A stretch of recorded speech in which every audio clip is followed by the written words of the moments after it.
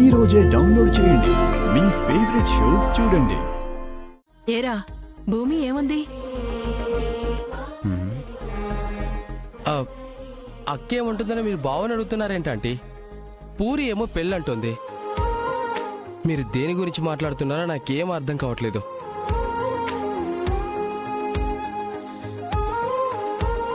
అదేంటి శివ, నీకు తెలియకపోవడం ఏంటి? నాకు తెలియకపోవడం ఏంటా?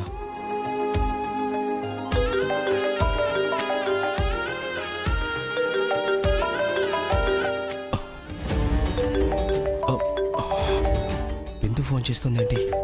మీరు కూర్చోండి, నేను తర్వాత తింటానులేమ్మా. ఫ్రెండ్ నుంచి ఫోన్ వస్తుంది, ఒక్క నిమిషం మాట్లాడొస్తాను.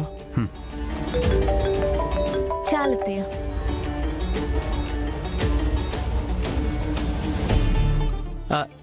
చెప్పు బిందు, అప్పుడే కాలేజీకి వచ్చేసావా? నేను ఇంకెప్పటికీ కాలేజ్కి రాలేను శివ. ఏమైంది బిందు? నన్ను కాలేజ్ మాన్పించేశారు. మన విషయంలో అనుమానం వచ్చేసింది శివ. అందుకే నన్ను కాలేజ్ మాన్పించేసి మా అత్తయ్య నాకు పెళ్లి చేస్తానంటోంది. నో, నీకు పెళ్ళంటూ జరిగితే అది నాతోనే.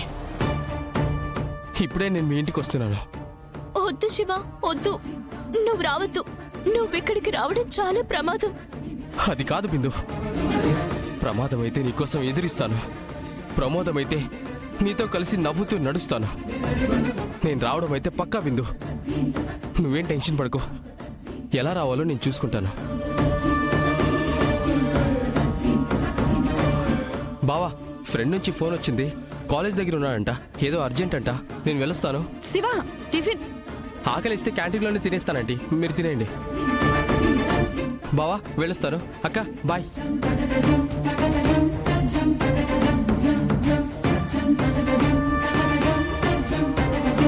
ఫ్రెండ్ ఏంటో అంత అర్జెంట్ ఏంటో. వాడు చిన్నప్పటి నుంచి అంతే అత్తయ్య. ఫ్రెండ్స్ అన్నా వాళ్ళేవైనా ఆపదలో ఉన్నారన్నా పరుగులు పెడతాడు. వాడు నా తమ్ముడత్తయ్యా. అవునవును, తమరి కంటే తమరి తమ్ముడు మహామంచోడు.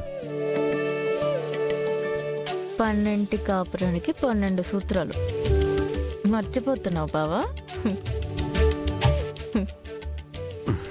అంటే అది నువ్వు కూడా మంచిదానివే, మీ తమ్ముడు కూడా చాలా మంచివాడు. ఇద్దరిలో ఎవరు ఎక్కువ మంచివాళ్ళు అనేది చెప్పడం కష్టం కదా. అవునరా, ఇద్దరు అక్క తమ్ముళ్ళు మన ఇంటి కోసమే అన్నట్టుగా పుట్టారు. అవునమ్మా, నాకు ఆనందం ఏంటంటే అమ్మా, పెళ్ళైన తర్వాత పూరి ఎక్కడికి వెళ్లాల్సిన అవసరం లేదు. జీవితాంతం నా కళ్ళ ముందే హ్యాపీగా ఉంటుంది. ఉంటుంది అని నువ్వు చెప్పావంటే భూమి మన పూరి శివాల పెళ్లికి ఒప్పేసుకుందనేగా అర్థం.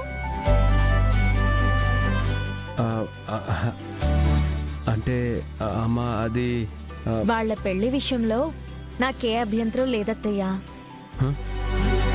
కాకపోతే పెళ్లి జరగడం అనేది మీ అబ్బాయి గారి చేతుల్లో ఉంది. అంతే కదా బావా?